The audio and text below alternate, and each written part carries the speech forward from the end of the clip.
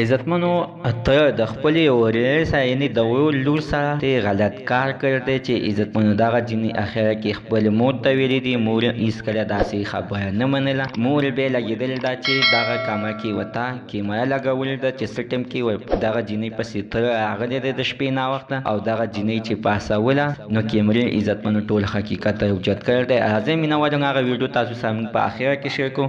موږ سره دا ویډیو تر اخره پورې ګورئ چې تاسو ته پوره معلومات در ورسېږي. د دې معلومات نه مخکې زه تاسو ته دا یادګي وکړم تاسو کو چینل زموږ په دې سوپر کلیک چینل کې نوي وئ چینل هم نوي سبسکرایب کړئ. مهرباني وکړئ تاسو زموږ دا سوپر کلیک چینل ته سره سبسکرایب کړئ. خوا کې سره د ټلۍ نشان ووهئ چې هر یوه نوې معلوماتي ویډیو تاسو ته په اسانۍ باندې در ورسېږي. عزتمنو وایسته وه زه دا کشانتې د ماشومانو سره غلط کار نه کېږي چې نن عزتمنو څنګه په لاهور کې یو تره راپاڅېدلی دی او خپلې ورېرې سره یعنې لور سره یعنې غلط کار کړی دی چې عزتمنو دای د مشر ورور لور وه او دغه شانتې عزتمنو د به هره شپه راپاڅوله او هره شپه به ورسره غلط کار کولو چې کله به عزتمنو چې دې جینۍ چغې وهلې نو په خوله باندې به یې ورته لاس ایښی او ورته ویلې کو چې تا مور او پلار ته وویلې نو زه به تا یعنې ووژنم او ژوندی دې بیا نه پرېږدم. نه مینهواله جینۍ د ده کې د یار نه خبره نه کوله چې عزتمنو یوه ورځ اخره کې ډېره زیاته سخته بیماره شوه او مور ته یې وویلې چې